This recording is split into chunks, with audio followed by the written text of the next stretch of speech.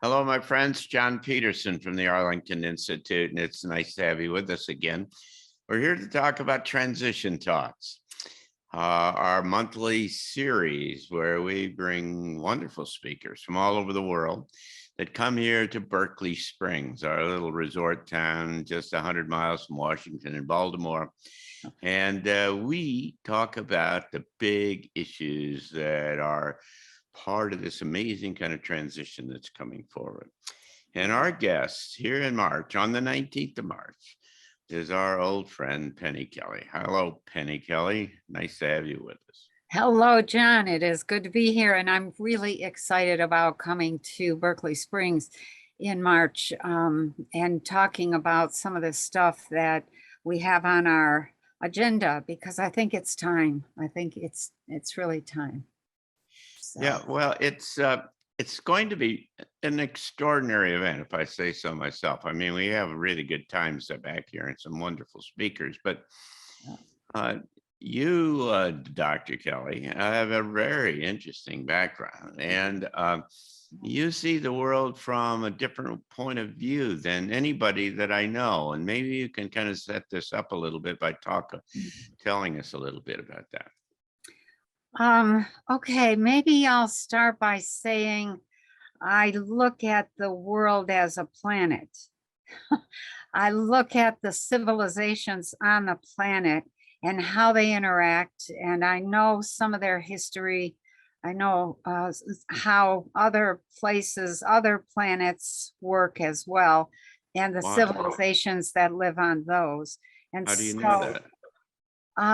Because okay, I'm still a little shy about talking about this, but because I came from elsewhere, I have another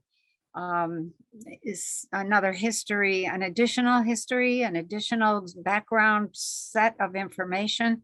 And the goal here in coming to this place at this point in time specifically has been to teach the world about the mind and consciousness. And that's what I say to people. Well, I'm just here to teach about the mind and consciousness, but it's really part of a very big program that was put in place, planned out a long time ago, to have a specific effect right at this point in time because of the awakening that needed to happen.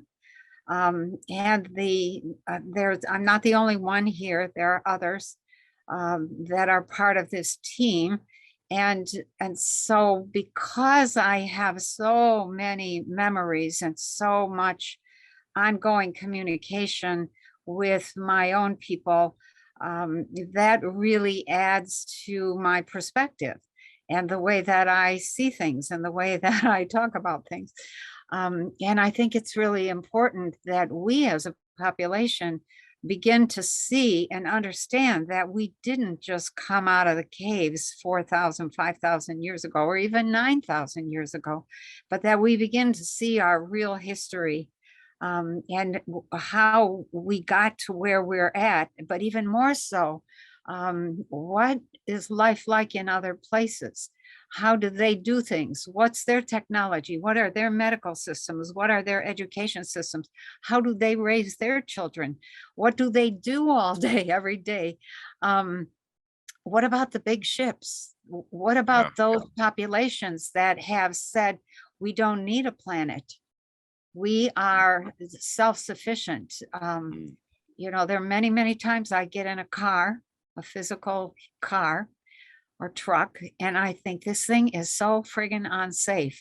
You know, the big ships are what are safe. Now, mind you, some of those ships are humongous. They're almost as big as a planet. And they're complex. And their technology is extraordinary. And their mindset is different. And so I've spent the last year just studying what's all this talk about fourth dimension, fifth dimension? We're moving to the fifth dimension. I'm like, you don't look to me like you're moving anywhere, because the mindset for fourth dimension or fifth dimension is, I'm beginning to finally identify what is the difference specifically.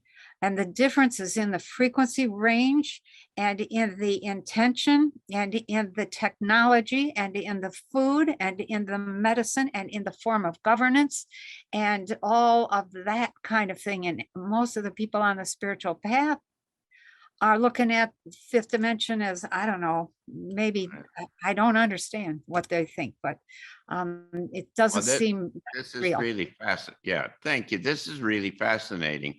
And I want to talk a little bit about specifically what we're going to talk about, but you mentioned that my people, who are these people? Where are you from? I'm from a small planet in the Pleiadian constellation. And that my people are a little different. I'm very old there. I'm very old. I feel old here too, for that matter, but I'm very old there and I have a very diverse background there. And the reason that I came here is because I want an invitation from some of the big teams that move around the cosmos and seed life in different places. And you have to have a science background, you have to have an engineering background, you have to have a child raising background, you have to have all sorts of consciousness background, you have to have a teaching background in order to even begin to qualify for those teams that seed life and then nurture it. And so that's what I'm doing here. It's kind of like a graduation exercise for me.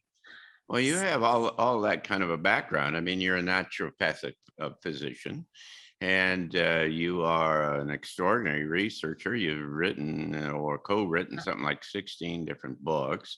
You're a researcher in advanced kind of physics and molecular things and so on with Dr. William Levengood, and we're responsible in part for trying to finding out how crop circles kind of work, as well as how consciousness kind of generates our reality. And the point I'm trying to make is that you got your feet on the ground. You're not just a woo-woo kind of person running around. And that's what makes, that's what makes you particularly interesting, Penny, because, there are a lot of folks who have ideas about this, but I don't know of anybody else, of all of the people that I know, and I know a lot of people who can't say with any kind of authority, this is the way it works. Here's how those people think. Here's how the propulsion system on the ship works. And more than that, then you've got some distinct images that were given to you about what the future of this planet is and how people are going to live here. Yeah. And that's in particular what the kinds of things we're going to explore on the 19th of March. Yeah. This Saturday, but that Saturday, what we're going to do is something different. You're not going to stand up for an hour and a half and give a talk. You and I are going to get on a couple of bar stools and I'm going to ask you questions about all of these things, about all these extraordinary kind of experiences and knowledge that you have that you and I have talked about so many different times. And we are going to kind of dig down into the rabbit hole, as they say, and we're going to try to, extract some understanding and knowledge about how this all works that just nobody knows about. And that's It's what's the kind of, nature of reality. Let me interrupt, John. I really want people to understand the nature of reality because you can't get anywhere if you don't understand the basics. How does it all work? Yeah, basic reality, interactions, the dynamics of the whole thing. So, yeah, yeah. we'll spend a couple of hours, you and I, just chatting and probing and working our way down. I mean, you've told me, for instance, that all the images that you see of the future, all of the agriculture is indoors. Yeah. That it's not outside, and that it is not subject to the weather and bugs and Right. pests and the kinds of things that are an integral part of how we do that. You've got images and ideas about so many other things about where this future is could well be that are really quite different than anyone else I know. And so we're going to spend a couple hours doing that. We'll take a break. I don't know that you know, but we're moved ourselves into a new room into the Cool Font Resort, and it's got a bar down the side of it. And so we, we Well, open that's the where the bar, bar we open stool the comes bar from. up. Yeah, we open the bar up in the break and Okay. have wine and cheese, things like that. And then we'll come back and we'll have an expanded question and answer period with not only the folks in the room, but also all the live stream folks, because we can, no matter where you are in the world, you'll be able to access this and access it for 2 weeks after the program on live stream. And so this is going to be a really wonderful, special kind of day, I think. I think so. I hope so.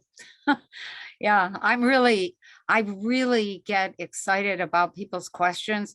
There's so much that I see differently that I often don't know where to begin. And my attitude is, well, I don't know if they want to hear about this or not. But when people ask questions, then I know that we're addressing what they're interested in. And they're usually going to ask things that are relevant for their own forward development in terms of their own consciousness unfolding. So that part really excites me. Yeah, well, this will be very fun.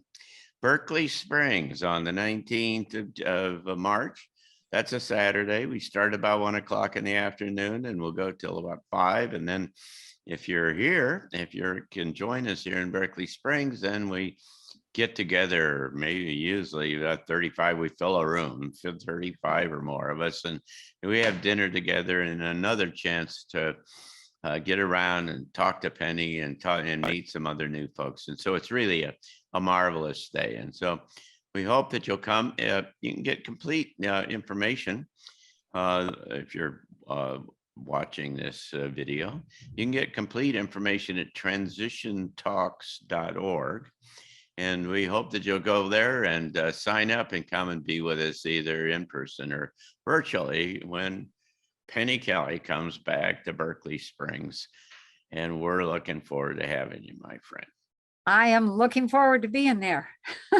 You're the first one to really ask me to push what I know forward. And I'm, like I said, a little shy, but really looking forward to it. Good. So. We'll have a good time. Thanks so much.